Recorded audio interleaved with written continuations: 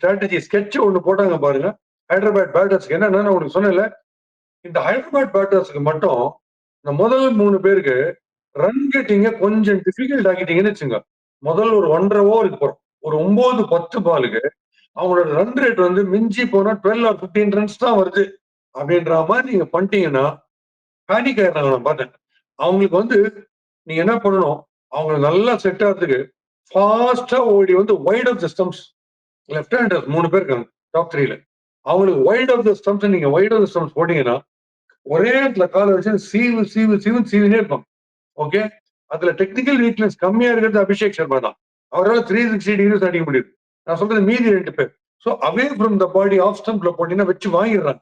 இந்த தடவை என்ன பண்ணிட்டாங்க, நீங்க கவனிச்சிருந்தீங்கன்னா, சிராஜ்ல ஆரம்பிச்சு கரெக்ட்டா டிராவிஸ் ஹெட்டுக்கு ஸ்ட்ரெயிட் ஆன் த லெக். நான் உங்களுக்கு சொல்ல தெரியுமா?